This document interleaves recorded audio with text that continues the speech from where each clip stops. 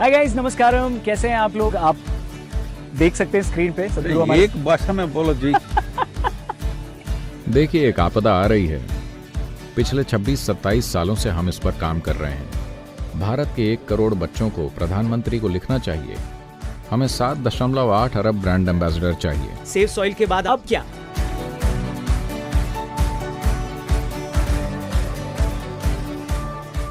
Hello दोस्तों, नमस्कारम। दोस्तों, आप सभी का स्वागत है आज के एक और नए वीडियो में। दोस्तों, मिट्टी बचाओ अभियान क्या है और सदगुरु ने इसके लिए कितनी त्याग, कितनी तपस्या की है और कितने हजार किलोमीटर की यात्राएं की हैं, यह सब इस वीडियो में कवर होने वाला है। दोस्तों, आज की इस वीडियो में आरजे रौनक ने, जो कि एक रेडियो जॉकी हैं, उन्होंने सदगुरु का इंटरव्यू लिया है। सदगुरु जी से काफ़ी सारी चीज़ों पर चर्चा की है, उनसे बातचीत की है और हर एक बिंदु पर वो जानने की कोशिश की है। उन्होंने हर एक पॉइंट को जानने की कोशिश की है कि आखिर मिट्टी बचाओ अभियान क्या है, इसके प्रति सदगुरु जी की क्या सोच है, उन्होंने अब तक कितने देशों का दौरा किया है, कितने सारे लोगों को इससे जोड़ रखा है, मिट्टी बचाओ अभियान किस लिए ज़रूरी है, क्योंकि बहुत सारे लोगों को तो यही समझ में नहीं आ रहा है कि मिट्टी बचाओ अभियान है क्या, मिट्टी कहाँ खराब हुई जा रही है। तो इस वीडियो को शुरू से लेकर लास्ट तक आप ज़रूर देखिएगा, आपको सारी चीज़ें इसमें समझ में आने वाली हैं और आप भी इस मिट्टी बचाओ अभियान से कैसे जुड़ सकते हैं, इसके बारे में भी आपको जानकारी मिलेगी। आप अपनी तरफ से क्या कर सकते हैं, आप अगर जो इसमें कुछ करना चाहते हैं तो उसके लिए भी सदगुरु जी ने बताया है कि हर व्यक्ति, हर बच्चा, हर जिंदगी इस महत्वपूर्ण अभियान से कैसे जुड़ सकती है। तो दोस्तों, मेरी आप सभी से हम्बल रिक्वेस्ट है कि आप इस वीडियो को पूरा जरूर देखिएगा। दोस्तों, एक बात सोचने वाली है कि लोग अपने खास के लिए भी ज़्यादा कुछ नहीं करना चाहते हैं या अपने आसपास पड़ोसियों के लिए भी ज़्यादा कुछ नहीं करना चाहते हैं। सदगुरु जी एक ऐसे इंसान हैं, सदगुरु जी एक ऐसे रॉयल इंसान हैं जो कि पूरे विश्व के लिए, सिर्फ भारत के लिए ही नहीं, पूरे विश्व के लिए, आने वाली जनरेशन के लिए अभी से सोच रहे हैं और उसके बारे में अभी से प्रयास कर रहे हैं। और ये प्रयास अभी से होना जरूरी भी है, क्योंकि अगर सदगुरु जी अभी से ये सब नहीं करेंगे तो आने वाली जनरेशन बहुत ही बड़े गर्त में जाने वाली है। तो चलिए वीडियो को शुरू करते हैं। हाय गाइस, नमस्कारम। कैसे हैं आप लोग? आप देख सकते हैं स्क्रीन पे सदगुरु हमारे। एक भाषा में बोलो जी। तो सदगुरु हमारे साथ हैं। मैं हिंदी में भी बोलूंगा और इंग्लिश में भी सदगुरु से पूछूंगा। सदगुरु ऑब्वियसली इंग्लिश में आंसर करेंगे। हम रिक्वेस्ट करेंगे उनसे कि बीच में अगर वो हिंदी में भी कुछ बोल सकें। सो वेलकम सदगुरु, thank you for your time. नमस्कार सदगुरु, हाउ आर यू? बिल्कुल ऐसा। तो सदगुरु, पहला सवाल आदित्य का है, वो लखनऊ से हैं। वो पूछते हैं, हाँ हम सब सेव सॉइल आंदोलन का हिस्सा हैं, लेकिन सेव सॉइल मूवमेंट है क्या? अगर ब्रीफ में, संक्षेप में इसको समझाना हो, क्योंकि लोग हमसे पूछेंगे, हमारे परिवार वाले पूछेंगे, दोस्त हमसे पूछेंगे, तो संक्षेप में इस आंदोलन को कैसे समझाएं? दुर्भाग्य से लोगों का फोकस कई सारी चीजों पर चला गया है, लेकिन सारे जीव तमाम बातों के बावजूद, चाहे वो जीवन जल में हो, समुद्र में हो या यहां चल रहा हो, सूक्ष्म जीव, कीड़े, पक्षी, जानवर, पेड़ पौधे, सब कुछ मिट्टी से पैदा हुए हैं। इसमें कोई शक नहीं है। अब आज ये प्रमाणित बात है, हर जिम्मेदार वैज्ञानिक ये कह रहा है कि पहले ही 50% टॉप सॉइल, जो जीवन का पोषण करती है, नष्ट हो चुकी है। और भारत जैसे देश में, जहां हम साल के 12 महीने खेती करते हैं, आमतौर पर अगर पानी हुआ तो हम पूरे 12 महीने खेती करेंगे। आदर्श जलवायु वाले ज्यादातर देश सिर्फ 4 से 6 महीने खेती करते हैं। तो खासकर यहाँ भारत, अफ्रीका या दूसरे इलाकों में, और साथ ही यूरोप और उत्तरी अमेरिका में भी मिट्टी का जबरदस्त नुकसान हुआ है। भारत में 62% मिट्टी, आप जानते हैं, काफी हद तक बंजर मानी जाती है। तो एक तरह से पूरी दुनिया धीरे धीरे रेगिस्तान में बदल रही है और हर कहीं जलवायु परिवर्तन, ग्लोबल वार्मिंग की खूब चर्चा होती है, लेकिन इस पर कोई जोर नहीं है कि इसमें मिट्टी की क्या भूमिका है। खुली जुती हुई मिट्टी और पक्की कर दी गई जमीन ये दोनों करीब 40% ग्लोबल वार्मिंग और जलवायु परिवर्तन के लिए जिम्मेदार हैं। तो मिट्टी को सुधारना जरूरी है, इसमें कोई सवाल नहीं है। मिट्टी को ठीक करने का क्या मतलब है? बहुत आसान है। आप रेत लेकर उसमें पर्याप्त जैविक तत्व डालिए तो मिट्टी बन जाती है। अगर आप मिट्टी लेकर उससे सारे जैविक तत्व निकाल लें तो वो रेत बन जाती है। तो आप अपने आसपास रेत चाहते हैं या मिट्टी? यही सवाल है।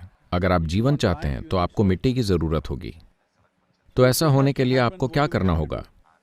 मैं कुछ कर सकता हूं, आप कुछ कर सकते हैं। तो हमने अपनी जमीन को अच्छी तरह रखा है, ये बहुत जीवंत है, लेकिन हमें क्या पता कि अगली पीढ़ी क्या करेगी। मुझे यकीन है कि ये लोग अच्छा करेंगे, लेकिन हमें नहीं पता कि उनसे अगली पीढ़ी क्या करेगी। कोई गारंटी नहीं है, मैं कहता हूं, क्योंकि ऐसा पहले ही हो चुका है। पिछली पीढ़ियों ने इसे अच्छी तरह रखा था और हमारी पीढ़ी ने उसे बर्बाद कर दिया। ऐसे ही भविष्य में भी ऐसी चीजें हो सकती हैं। यही वजह है कि हम दुनिया भर में ये पॉलिसी या नीति बनाना चाह रहे हैं कि अगर आपकी अपनी जमीन है तो उस मिट्टी में कम से कम 3 से 6% जैविक तत्व होने चाहिए। ये हर किसी की जिम्मेदारी है, हमें ये करना होगा। आप इसे सिफारिश की तरह ले सकते हैं या ये अनिवार्य हो सकता है, जो हर जगह पर स्थिति की गंभीरता पर निर्भर करता है, लेकिन ऐसा होना चाहिए। So right now, Save Soil movement under the Conscious Planet banner. तो अभी कॉन्शियस प्लैनेट के बैनर तले मिट्टी बचाओ अभियान का मकसद ये नीतिगत बदलाव लाना है। हर देश इसे अपने तरीके से कर सकता है, हर क्षेत्र अपने तरीके से कोशिश कर सकता है।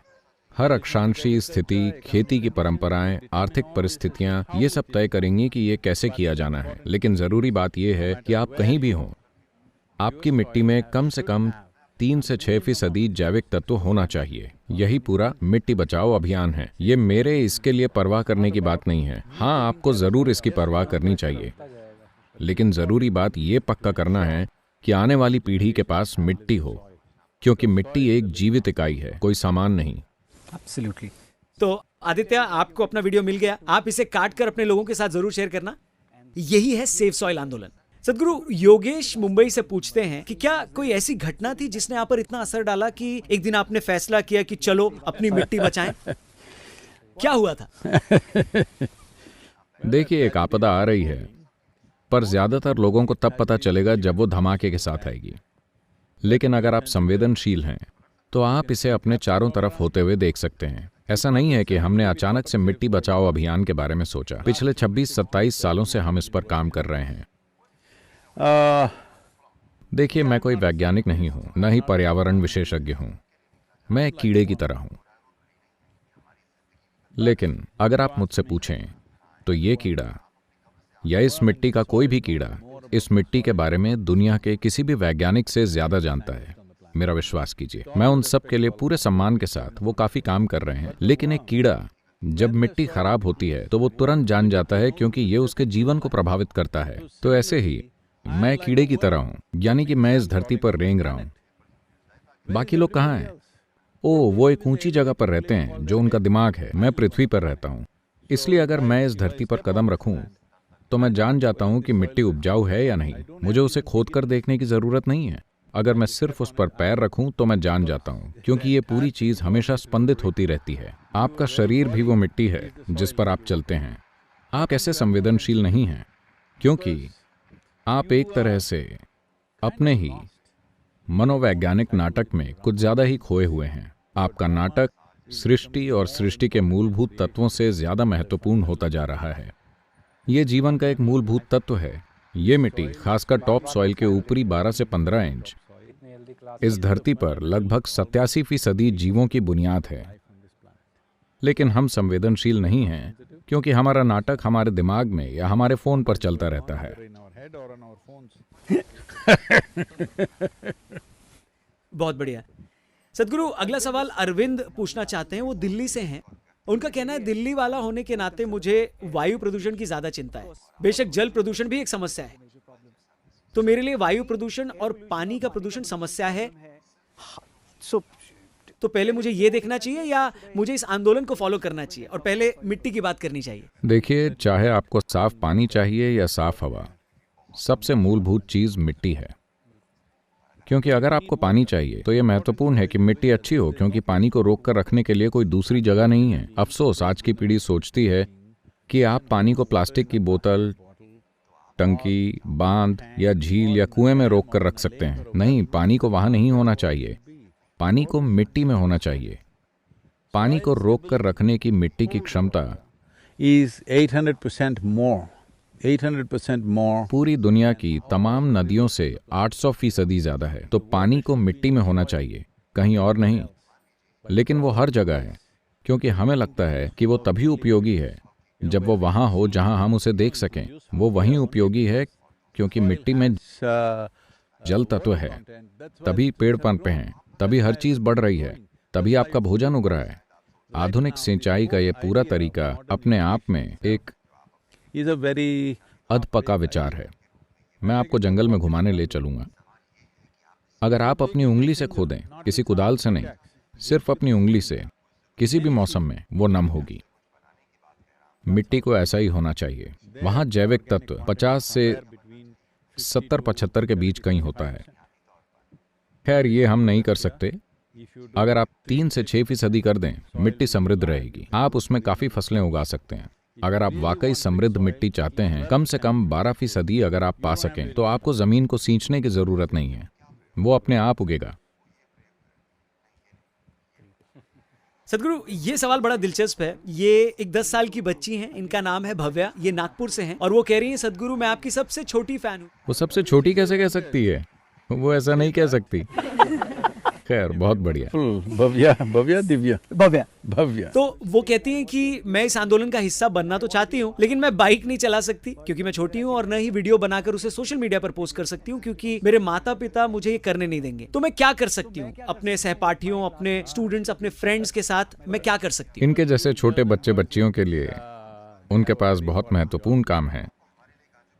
इस अभियान का नाम मिट्टी बचाओ है, लेकिन सिर्फ बच्चों के लिए मैं इस शब्द हमारी मिट्टी बचाओ Save our soil. का इस्तेमाल कर रहा हूं, क्योंकि ये मिट्टी उनकी है, लेकिन हम उसे खत्म करते जा रहे हैं। मैं चाहता हूं कि हर बड़ा इंसान ये एहसास करे, इसीलिए हमारी मिट्टी बचाओ। I want at least 10 million children in India and across the world in proportion for their populations in every nation to write to the Prime Minister or the President of the nation, in this country to the Prime Minister, that 10 million children from India should write to the Prime Minister, please do something about saving our मैं soil. चाहता हूं कि भारत और दुनिया भर में कम से कम 1 करोड़ बच्चे हर देश में अपनी आबादी के हिसाब से उस देश के प्रधानमंत्री या राष्ट्रपति को लिखें। इस देश में प्रधानमंत्री को लिखें। भारत के 1 करोड़ बच्चों को प्रधानमंत्री को लिखना चाहिए, हमारी मिट्टी को बचाने के लिए कुछ कीजिए, हमें एक नीति चाहिए, आप क्या करेंगे? क्योंकि इस पीढ़ी और भावी पीढ़ी के सहयोग के बिना कोई राजनेता कोई बोल्ड लॉन्ग टर्म निर्णय, बोल्ड लॉन्ग टर्म निवेश नहीं कर सकता। हर कोई सब कुछ शॉर्ट टर्म कर रहा है क्योंकि लोग सिर्फ शॉर्ट टर्म चीजें चाहते हैं। तो मैं चाहता हूं, और उसके दोस्त और देश में उस उम्र के सभी लोग, और उनमें से 1 करोड़ लोग, उसे प्रोत्साहित करने दीजिए। जितनों को वो कर सकती है उसे वो करने दीजिए, लेकिन 1 करोड़ बच्चों को प्रधानमंत्री को एक पत्र लिखना चाहिए। हम देखेंगे कि उसकी प्रक्रिया क्या है। वो कागज पर पत्र लिखें, अगर वो लिखकर मेल कर सकें तो अच्छा है। 1 करोड़ पत्रों को संभालने के लिए शायद प्रधानमंत्री का ऑफिस लैस ना हो, लेकिन उन्हें हर बच्चे की भावना और चिंता को समझना होगा। ऐसा नहीं है कि वो समझते नहीं, लेकिन इस आवाज के बिना कोई निर्वाचित सरकार कोई लॉन्ग टर्म निर्णय नहीं ले सकती, क्योंकि संसाधन हमेशा कम होते हैं। अगर आपने एक चीज की तो दूसरी नहीं हो पाएगी। Do we want long-term solutions for this nation or do we want to do tidbits of today? क्या आप इस देश के लिए लॉन्ग टर्म समाधान चाहते हैं या क्या हम छिटपुट चीजें करना चाहते हैं? तो आप भव्या जैसे लोग, भव्या जैसे बच्चे बोलें, कहें कि हम इस देश में लॉन्ग टर्म निवेश चाहते हैं, छिटपुट नहीं, तब ऐसा जरूर होगा। Perfect. Divya, Bhavya, all of you, please write a wonderful letter and you need to share it with me first. You know my email ID and my social media handles. Thank you very much. सदगुरु, अगला सवाल नितिन का है, वो बैंगलोर से हैं। वो पूछते हैं, बल्कि वो ये कह रहे हैं कि इन दिनों हर 3 में से 1 व्यक्ति जो इंटरनेट पर है वो एक मोटिवेशनल स्पीकर की तरह है। सोशल मीडिया पर, यूट्यूब पर, इंस्टाग्राम पर, हर जगह। मैं कोई मोटिवेशनल वक्ता नहीं हूँ। जरा तो उनका सवाल यही है, वो पूछ रहे हैं कि लोग बोलते तो बहुत हैं, लेकिन हकीकत में जमीनी स्तर पर काम बहुत कम हो पाता है उनकी तरफ से, और यहाँ आप हैं जो हर 2 साल में कुछ नया कैंपेन शुरू कर देते हैं। अरे, हर 2 साल में मैंने कुछ नया नहीं शुरू किया है। हर किसी को ये समझने दीजिए, सब कुछ जो हमने किया वो सिर्फ एक जागरूक धरती या कॉन्शियस प्लैनेट के लिए है। हाँ, चाहे आप इसे इनर इंजीनियरिंग कहें, लेकिन ये सचेतन इंसान बनाने के लिए है जो कॉन्शियस प्लैनेट है। आप इसे प्रोजेक्ट ग्रीन हैंड्स कह सकते हैं, वो इसी के लिए है। अब तक हमने कुछ 65 मिलियन पेड़ उगाए हैं, जो 6.5 करोड़ पेड़ हैं, जीवित पेड़। Trees, living trees. फिर हमने नदी अभियान की बात की, ये कॉन्शियस प्लैनेट के लिए है। कावेरी कॉलिंग का काम अब भी चल रहा है, वो कॉन्शियस प्लैनेट के लिए है। मुझे बताइए, मैंने मानव चेतना को सही काम करने के लिए ऊंचा उठाने के अलावा और क्या किया है? और कुछ नहीं। पूरा जीवन मैंने सिर्फ यही चीज तो की है। ये मत सोचिए कि हर 2 साल में मैं कुछ अलग कर रहा हूँ। तो ये पूछ रहे हैं कि आपको क्या चीज प्रेरित करती है? क्या आप भी कुछ ऑनलाइन वीडियोस देखते हैं मोटिवेशन के लिए? देखिए, मैं कभी मोटिवेटेड या प्रेरित इंसान नहीं बनना चाहता। मैं कोई मोटिवेटेड इंसान नहीं हूँ। तो ये बहुत ज़रूरी है कि आप एक मोटिवेटेड इंसान ना हो। दुर्भाग्य से लोग हमेशा सोचते हैं कि कोई आपको मोटिवेट करे। आपकी परेशानी क्या है? क्या आप जीवन नहीं है? मैं पूछता हूँ, आप कौन हैं?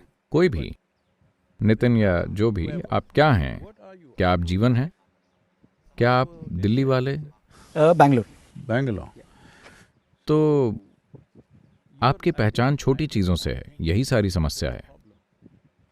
आप फुटबॉल क्लब से या शायद क्रिकेट क्लब, क्रिकेट टीम से जुड़े हैं, या आपकी पहचान अपने शहर से है, या अपने परिवार से, या जो भी बेवकूफ़ाना योग्यताएं आपके पास हैं, या वो ब्रांड जो आप पहनते हैं। आप किसी चीज से अपनी पहचान जोड़ लेते हैं। Traffic in Bangalore. बैंगलोर का ट्रैफिक, मुझे नहीं लगता कि वो उससे पहचान जोड़ेंगे, वो उससे पहचान तोड़ना चाहेंगे। लेकिन मैं कह रहा हूं, सबसे पहले आपको ये समझना चाहिए कि आप एक जीता जागता जीवन हैं। सिर्फ यही चीज मायने रखती है कि आप अभी जीवित हैं। आप जीवित हैं, सिर्फ यही मायने रखता है। बाकी सारी बकवास मायने नहीं रखती, ठीक है? ये सामाजिकता का एक हिस्सा है। हर किसी को एक खेल खेलना पड़ता है। हम समाज में रहते हैं, लेकिन आपको वो बनना नहीं है। अगर आप जीवन हैं, तो जीवन उल्लासमय है अपने आप में। आपको अपने दिल को धड़काने के लिए किसी की प्रेरणा की जरूरत नहीं है, ठीक है? तो आपके पास दिमाग है जो धुंधला हो गया है। शायद आपको कोविड हुआ हो, मुझे नहीं पता। आपको ब्रेन फॉग हुआ है। आपको उस फॉग को हटाने के लिए थोड़ी सी प्रेरणा चाहिए। और अगर आप उस फॉग को हटा भी दें, तो 2 घंटे बाद वो फिर से वापस आकर धुंधला कर देता है। सबसे पहले अगर आप देखें, तो आप एक जीता जागता जीवन है, और अगर आप उसका अनुभव करें, तो जीवन हमेशा उल्लासमय होता है। इससे कोई फर्क नहीं पड़ता कि आप 15 के हैं, 50 के या 100 के। कोई फर्क नहीं पड़ता। जब तक आप जीवित हैं, वो उल्लासमय है। दिल धड़क रहा है, ठीक है? अगर वो रुक गया तो हम आपको बख्श देंगे। वो धड़क रहा है ना? तो आपको जीवन से भरपूर होना चाहिए। अगर आप जीवन से भरपूर हैं, तो आपको किसी की प्रेरणा की जरूरत नहीं है। आप ठीक रहेंगे। आप क्या करेंगे? हर किसी को एक ही चीज करने की जरूरत नहीं है। Everybody will act according to their aptitude and maybe the need in the society. But right now, हर कोई अपनी योग्यता और शायद समाज की जरूरत के हिसाब से काम करेगा। लेकिन अभी लोग खुद को जीवन के रूप में अनुभव नहीं करते। उनकी सारी कोशिश बस गुजर बसर के लिए है। और दूसरी चीज है ज्यादा से ज्यादा इच्छाओं और सुखों की अंतहीन पूर्ति। ठीक है, आप जीवन बिताइए और 60-70 साल बाद पीछे मुड़कर देखिएगा कि क्या ये सार्थक था। मैं चाहता हूं कि आप ऐसा जीवन जिएं कि अगर आप अपनी मृत्युशैया से पीछे मुड़कर देखें, तो आपको ये दिखे कि आपने अपना जीवन बढ़िया जिया। किसी और की नज़र में नहीं, अपने अनुभव में आपने इसे अच्छे से जिया। दूसरे लोग ये माने या ना माने, ये उनकी समस्या है। मुझे नहीं पता नितिन अब अनसब्सक्राइब करेगा उनको या मतलब मुझे नहीं पता, लेकिन वो मुझे अनसब्सक्राइब करना चाहते हैं? नहीं all the best. उन मोटिवेशनल स्पीकर्स को जिनको वो सुना करते थे। ओ, ये उनके ऊपर है। वो कर रहे हैं जो वो कर सकते हैं। it's okay. सदगुरु, अगला सवाल श्वेता का है। वो लखनऊ से हैं। वो पूछती हैं, अगर मौका मिले तो आप किस सेलिब्रिटी को या किस प्रसिद्ध शख्सियत को चुनना चाहेंगे इस आंदोलन के लिए ब्रांड एम्बेसडर? क्या लगता है आपको कौन बन सकता है? कोई नाम? देखिए, अभी हम देख रहे हैं, जितने संभव हों उतने लोग जुटाएं। एक आसान संख्या के रूप में मैंने कहा कि कम से कम 1000 मशहूर सेलिब्रिटी और प्रभावशाली लोगों को इसमें होना चाहिए।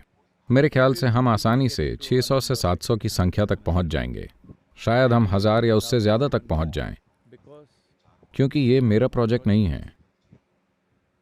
ये मेरा प्रोजेक्ट नहीं है, ये एक पीढ़ी की जिम्मेदारी है। मैं हर किसी को समझाना चाहता हूं कि ये एक पीढ़ी की जिम्मेदारी है। ऐसा नहीं कि मैं ये करूं, आप ये करें, ऐसा नहीं है। मैं सिर्फ ये कह रहा हूं कि 21 मार्च से हर कोई, आपको मुझे सपोर्ट करने की ज़रूरत नहीं है, हर कोई 100 दिन तक मिट्टी के बारे में बात कीजिए, अपने तरीकों से। अपना रिसर्च कीजिए अगर आप चाहें। आप मदद चाहते हैं, हम आपको ढेर सारी सामग्री देंगे। अगर आप खुद कर सकते हैं तो कीजिए, ठीक है, लेकिन अपना अभियान 100 दिन तक चलाइए। महत्वपूर्ण बात यह है, As a generation, in a concerted way, all of us say that we have concern for the wrong that we have done, how to fix it. कि एक पीढ़ी के रूप में इकट्ठा होकर हम सब कहें कि हमें उस गलती की चिंता है जो हमने की है, उसे कैसे ठीक करें। महत्वपूर्ण चीज ये है कि इसे लॉन्ग टर्म खुशहाली के लिए नीति में शामिल होना चाहिए, वरना मैं यहाँ कुछ कर रहा हूँ, ये अच्छा है, लेकिन ये कोई समाधान नहीं है। तो हमें 1000 ब्रांड एम्बेसडर्स चाहिए, ठीक है? नहीं, 1000 नहीं, हमें 7.8 अरब ब्रांड एम्बेसडर चाहिए, क्योंकि हर वो इंसान जो सांस लेता है और इस धरती पर चलता है और इस मिट्टी का भोजन खाता है, वो एक एम्बेसडर है। लेकिन जिन लोगों के पास एक फॉलोइंग है, जिनका दुनिया में एक नाम और प्रसिद्धि है, उनकी एक खास जिम्मेदारी है, क्योंकि अगर आप अपनी लोकप्रियता का इस्तेमाल उन लोगों के कल्याण के लिए नहीं करते जो आपको फॉलो कर रहे थे, तो इसका क्या मतलब है। अगला सवाल सुंदरम पूछना चाह रहे हैं पुणे से। सुंदरम को तमिलनाडु में होना चाहिए, चेन्नई में होना चाहिए, वो पुणे में क्यों है? He's an IT professional. वो हर जगह चले जाते हैं। सदगुरु, वो कहते हैं कि सिर्फ किसान ही हैं जो मिट्टी बचा सकते हैं, क्योंकि वो दिन रात खेतों में मिट्टी जमीन में काम करते हैं। एक IT प्रोफेशनल कैसे? मैं तो सिर्फ डेटा बचा सकता हूँ, मैं मिट्टी नहीं बचा सकता। मैं कैसे मिट्टी बचा सकता हूँ? मेरी इसमें क्या भूमिका है? मेरे ख्याल से सुंदरम जैसे लोगों को एक शपथ लेनी चाहिए कि अब से वो सिर्फ कंप्यूटर का डेटा खाएंगे, वो खाना नहीं खाएंगे। अगर वो ये शपथ लेते हैं तो उन्हें इसकी परवाह करने की जरूरत नहीं है। कोई यहाँ कोई कंप्यूटर का डेटा खाता है? हेलो, केवल खाना खाने वाले लोग? मुझे नहीं पता कि सुंदरम की इस जवाब पर क्या प्रतिक्रिया होगी, लेकिन सुंदरम जो भी हो आप मुझे लिख सकते हैं। सदगुरु, अगला सवाल श्रुति पूछना चाहती हैं, वो इंदौर से हैं। वो ये कहती हैं कि पहले हम भारतीय कई क्षेत्रों में एडवांस थे, हम सुसंस्कृत थे, हमारे पास सबसे महान आध्यात्मिक गुरु थे जिन्होंने इस धरती पर जन्म लिया, लेकिन भारत को अब क्या हो गया? What happened to India? Like how? इसके बारे में हम कैसे बात कर रहे हैं? हम सब ये मानते हैं कि धरती हमारी माता है, लेकिन अब आखिर हुआ क्या? देखिए, ये धरती जो एक ऐसी संस्कृति थी जिसने मानव चेतना को मुख्य पहलू बनाकर विकास किया था, समय के साथ वो ज्यादा नैतिकवादी हो गई बजाय चेतन होने के। जब ये नैतिकवादी बन गई तो उन्होंने ये तय करना शुरू कर दिया कि क्या अच्छा है और क्या बुरा। तो एक चीज ये हुई कि हमने सोचा कि जीवन के सूक्ष्म पहलू क्या हैं। गणित, खगोल विज्ञान, संगीत में बहुत गहरी संलिप्तता। इस तरह हम ऐसे बन गए, इस आध्यात्मिक प्रक्रिया में गहराई से डूब गए, लेकिन हमने पर्याप्त योद्धा नहीं पैदा किए। तो जब हमलावर आए, वो हमले के इरादे से नहीं आए थे, वो सिर्फ लुटेरे थे। वो बस लूटना, बलात्कार करना और भागना चाहते थे, यही उनका तरीका है। लेकिन जब उन्होंने देखा कि लोग इतने ज्यादा सीधे हैं, तो लुटेरे राजा बन गए। वो एक गंभीर गलती थी जिसे अब हम सुधारने की कोशिश कर रहे हैं। और इसीलिए शायद हम नहीं जानते कि इसका क्या महत्व है। मैं उसका कोई विश्लेषण नहीं करना चाहता, लेकिन कई चीजों में भारत में एक सबसे लोकप्रिय शिक्षा एक रणभूमि में दी गई थी। एक ऐसे इंसान जो एक योद्धा के गुरु हैं और उन्हें एक दिव्य जीव के रूप में भी देखा जाता है, वो उसे लड़ने के लिए प्रेरित कर रहे हैं, क्योंकि यही समस्या है, अपनी ही नैतिक बकवास में उलझे हुए। वो नहीं करेंगे जो उन्हें उस समय करना चाहिए। अगर आप अपनी जमीन, अपनी स्त्रियों, अपने बच्चों, अपनी संस्कृति, अपनी दौलत को नहीं बचा सकते, तो आप पुरुष ही नहीं हैं। इसका यही अर्थ होगा। तो ऐसा नहीं है कि हर कोई लड़ाई करे, लेकिन योद्धाओं का एक समूह होना चाहिए, लड़ाई छेड़ने के लिए नहीं, लेकिन अगर जरूरत हो तो उन चीजों की रक्षा करने के लिए जो आपके लिए कीमती हैं। अब अगर मैं कुछ कहूं तो अरे ये कैसे आध्यात्मिक गुरु हैं, क्योंकि आध्यात्मिक गुरु को बस अपने चेहरे पर कब्ज जैसा भाव लेकर बैठना होता है। आप ऐसा कर सकते हैं? हम जानते हैं कि अतीत में हमारे साथ कैसी भयानक चीजें हुई हैं। आज आप और मैं ये बात कर रहे हैं क्योंकि कई सारे करीब 10 लाख महिलाएं और पुरुष इस देश की सीमा पर डटे हुए हैं ताकि आप और मैं यहाँ चल सकें, जीवन के दूसरे पहलुओं के बारे में बात कर सकें। अगर वो वहां ना खड़े हों तो मारकाट यहां होगी, कहीं और नहीं। हमें ये पता होना चाहिए। लोगों को लगता है कि लड़ाइयाँ सिर्फ सीमाओं पर होती हैं। वो बस मूर्ख हैं। लड़ाइयाँ हुई, लड़ाइयाँ शहरों में आईं, उन्होंने शहर जला दिए, उन्होंने लोगों के साथ भयानक चीजें की। क्या हम भूल गए हैं? दुर्भाग्य से ज्यादातर लोग भूल गए हैं। उन्हें लगता है कि लड़ाइयाँ सीमाओं पर होती हैं। लड़ाई सीमा पर है क्योंकि जो लोग सीमा पर डटे हैं वो उन्हें देश के अंदर नहीं आने दे रहे।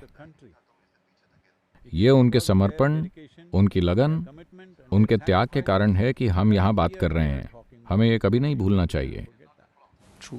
थैंक यू फॉर शेयरिंग सदगुरु। सदगुरु, भोपाल से कल्याण ये सवाल आपसे पूछना चाहते हैं कि आप दुनिया भर में घूमे हैं, बहुत से देशों शहरों में गए हैं। कौन सा ऐसा एक देश है आपके ख्याल से जो इस सेफ सॉइल मिट्टी बचाओ मूवमेंट के लिए रोल मॉडल बन सके? भारत क्यों नहीं? वो ये क्यों पूछ रहे हैं कि कौन बन सकता है? देखिए, भारत के बारे में एक महत्वपूर्ण चीज ये है कि आज भी हमारे पास एक बड़ी कृषि आबादी है, यानी लोग जो खेती में लगे हैं। मेरे ख्याल से 65% से ज्यादा। अगर आप उससे जुड़े उद्योग वगैरह भी ले लें तो 70% से ज्यादा, 70% आबादी या तो सीधे खेती में या उससे जुड़ी गतिविधियों में लगी है। जब ऐसा है तो मिट्टी को रूपांतरित करना या मिट्टी को सुधारना बहुत सी जिंदगियों को बदल सकता है। आज इस बारे में दुनिया में पर्याप्त रिसर्च मौजूद है जो ये दिखाती है that lack of soil nutrients is the basis of any number of diseases that human beings are going through, both physiological and psychological. कि मिट्टी में पोषक तत्वों की कमी बहुत सी बीमारियों की वजह है जिनसे लोग गुजर रहे हैं, शारीरिक और मानसिक दोनों। मानसिक बीमारियां और माइक्रो न्यूट्रिएंट्स की कमी सीधे सीधे आपस में जुड़े हुए हैं। तो जब ऐसा मामला हो, जब 70% आबादी उसमें लगी है, तो हम ये क्यों पूछते हैं कि कौन रोल मॉडल बन सकता है? हम ये क्यों नहीं कहते कि चलिए हम रोल मॉडल बनते हैं? अभी कावेरी पुकारे प्रोजेक्ट को यूएन एजेंसियां धरती पर ट्रॉपिकल देशों के लिए एक रोल मॉडल की तरह देख रही हैं। हम इसे पूरे देश में क्यों नहीं कर सकते? तो अगला सवाल भी सदगुरु इसी से जुड़ा है। सो रोहिणी इज आस्किंग This सदगुरु, is इस तरह के सवाल इसलिए आते हैं क्योंकि इन दिनों युवाओं को बहुत कम उम्र से ही स्कूलों में इस बात की ट्रेनिंग मिलती है कि वो कितना कमा सकते हैं, वो किस तरह के कपड़े पहन सकते हैं, वो क्या बकवास कर सकते हैं, बस यही सब। वो ये नहीं देखते कि उस जगह का विकास कैसे करें जहां वो रहते हैं, चाहे वो शहर हो या राज्य या देश। शहर को कैसे एक बढ़िया जगह बनाएं, ये उनकी चिंता नहीं है, क्योंकि उन्हें लगता है कि ये सब कुछ पागल देशभक्तों के लिए है। आप और मैं तभी खुशहाल हो सकते हैं अगर देश खुशहाल हो, है ना? देश वो सबसे बड़ी इकाई है जिसके जरिए आप एक आबादी के लिए कुछ कर सकते हैं। अभी हमारे पास उस तरह की व्यवस्था नहीं है जहां एक ग्लोबल सरकार हो कि हम पूरी दुनिया के लिए कुछ कर सकें। लोगों के किसी समूह के लिए कुछ करने का सबसे बड़ा तरीका एक राष्ट्रीय पहचान के जरिए है। इसलिए देश महत्वपूर्ण हो जाता है। क्या देश सबसे ऊंची चीज है? नहीं। किसी दिन अगर हम सब राष्ट्रीय सीमाओं को मिटा सकें और सिर्फ एक मानव जाति के रूप में रह सकें तो ये शानदार होगा। लेकिन क्या हम उसके आसपास भी हैं? वो एक आदर्श है और ये एक हकीकत है, ठीक है? सदगुरु, रोहिणी कहती हैं कि आपने हमसे मिस्ड कॉल करने को कहा था, हमने मिस्ड कॉल दिया। आपने हमसे पौधे लगाने को कहा था, हमने लगाए। क्या बात है, उन्होंने मिस्ड कॉल भी दी थी। मैं उन्हें प्रणाम करता हूँ। जी, वो ये पूछ रही हैं कि अब क्या मतलब आगे कुछ और भी है? सेफ सॉइल के बाद आपके दिमाग में कोई और भी कैंपेन का आइडिया इसके बाद उन्हें आत्मज्ञान पाना चाहिए। वही मेरा पहला प्रोजेक्ट है। मैं अब भी उसी प्रोजेक्ट पर लगा हूँ। बीच में चूंकि आप सो रहे थे, मैं आपको दूसरी चीजों से उठा रहा हूँ। थैंक यू सदगुरु, आयुष ये पूछ रहे हैं कि कुछ लोग हैं जो दूसरे ग्रह पर बसने की सोच रहे हैं, वो बाहर जाने की कोशिश कर रहे हैं, वो इस दिशा में काम कर रहे हैं, लेकिन आप कॉन्शियस प्लैनेट की बात करते हैं। इससे मैं कंफ्यूज हो जाता हूं कि वो भी तो बुद्धिमान और कामयाब लोग हैं, तो मुझे क्या करना चाहिए? मुझे किसे फॉलो करना चाहिए? और ज्यादा आसान क्या है, इस ग्रह को चेतन बनाना या फिर किसी दूसरे ग्रह पर चले जाना?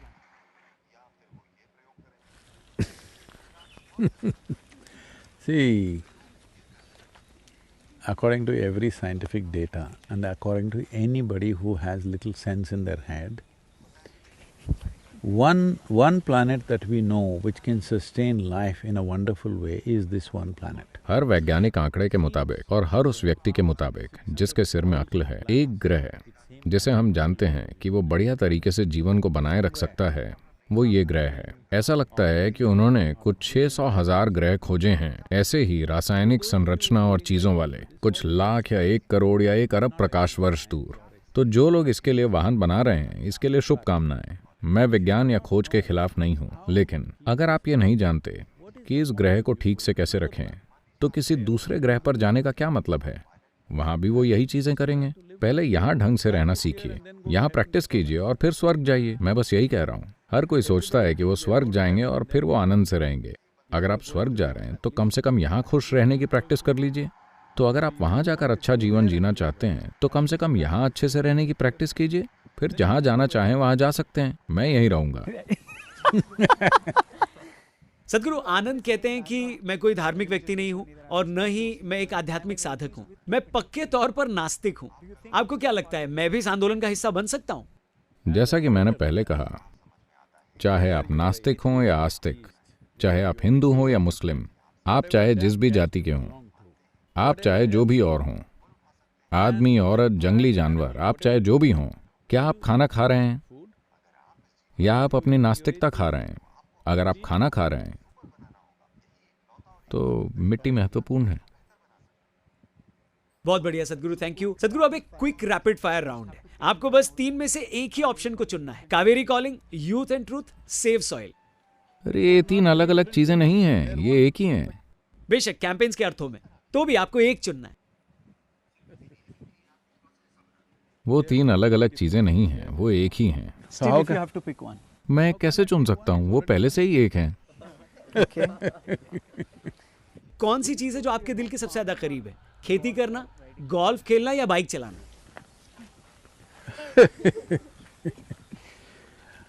मैं वो करता हूँ जो उस पल में ज़रूरी होता है। अगर मुझे कहीं जाना है तो मैं मोटरसाइकिल इस्तेमाल करता हूँ। अगर मैं खेलना चाहता हूँ तो मैं गोल्फ खेलता हूँ। जब मैं काम करना चाहता हूँ तो खेती उन कामों में से एक है जो मैं करता हूँ। तो ये इनकी तुलना कैसे हो सकती है? ये पूछने जैसा है कि आप खाना चाहते हैं या टॉयलेट जाना चाहते हैं। ठीक है, अगले सवाल पर आते हैं। अलग अलग चीज़ें करने का अलग अलग समय होता है। True. रैपिड फायर का आखिरी सवाल है ये सदगुरु, आपके अनुभव में दुनिया के किस हिस्से के वॉलंटियर्स आपके लिए सबसे ज्यादा समर्पित है? भारतीय या विदेशी? ये बहुत ही महत्वपूर्ण सवाल है दोस्तों, ध्यान से देखिएगा। क्योंकि आपका शो सिर्फ भारत में चलता है तो मैं कहूँगा भारत। क्या इससे उन्हें मदद मिलेगी? तो एक फॉलोअप सवाल मैं पूछ लेता हूं इसी पर, तमिल या नॉन तमिल? ऐसी कोई चीज़ नहीं है। मैं जहाँ भी जाता हूँ लोग रिस्पॉन्ड करते हैं, लेकिन ज़्यादा तमिल लोग होते हैं क्योंकि मैंने तमिलनाडु में बहुत ज़्यादा समय लगाया है। बिल्कुल बिल्कुल, आपके समय के लिए सदगुरु बहुत बहुत धन्यवाद। अंत में जितने भी लोग इस वीडियो को देख रहे हैं, आप उन्हें क्या संदेश देना चाहेंगे? अंतिम संदेश ये है कि आप मिट्टी में होंगे। मिट्टी वो जगह है जो मौत से जीवन बना लेती है। प्लीज उससे मौत मत पैदा कीजिए। सदगुरु, एक बार फिर से आपका धन्यवाद। नमस्कारम। तो दोस्तों, उम्मीद करता हूं कि आप सभी लोगों ने इस वीडियो को अच्छी तरह से देख लिया होगा। दोस्तों, 30,000 किलोमीटर की यात्रा, 27 देशों का टूर, इन लोगों से मिलना, मिट्टी बचाओ अभियान को इतने जोशो खरोश के साथ उठाना, ये कोई आम बात नहीं है, यह कोई छोटी बात नहीं है। सदगुरु इस मुद्दे को लेकर के जितने ज़्यादा प्रयत्नशील हैं दोस्तों, यह मुद्दा उतना भी ज़्यादा जरूरी भी है। क्योंकि अगर हमारे पास आने वाले समय में, हमारे पास, या यूं कहें कि हमारी आने वाली पीढ़ियों के पास अगर मिट्टी ही नहीं होगी, तो आप सोचिए, ना वृक्ष होंगे और ना ही भोजन पैदा हो सकेगा। तो सोचिए आने वाली पीढ़ियां क्या खाएंगी। दोस्तों, आप माने या ना माने, धीरे धीरे मिट्टी खराब होती ही जा रही है। अगर इसे बचाया नहीं गया तो आने वाले 40 से 50 सालों में, या हम कहते हैं सैकड़ों सालों बाद, ऐसा हो सकता है कि ये जो उपजाऊ मिट्टी है, इसका काफ़ी सारा क्षेत्रफल रेत के कण में बदल जाए। और आप लोग इस बात को अच्छी तरह से समझ सकते हैं कि रेत में कोई भी फसल पैदा नहीं होती है। इसीलिए हमें अपनी मिट्टी को बचाना जरूरी है। तो दोस्तों, यह वीडियो यहीं तक। उम्मीद करता हूँ आप सभी को यह वीडियो पसंद आया होगा। अगर आप सभी लोगों को यह वीडियो पसंद आया है तो आप इसे लाइक कीजिए, शेयर कीजिए और इस चैनल पर अगर नए हों तो सब्सक्राइब कीजिए, क्योंकि मैं ऐसी ही इंटरेस्टिंग इंटरव्यूज़, इंटरेस्टिंग पॉडकास्ट इस चैनल पर लाता रहता हूँ। तो मैं मिलता हूँ नेक्स्ट वीडियो में, तब तक के लिए take care, wish you all the best.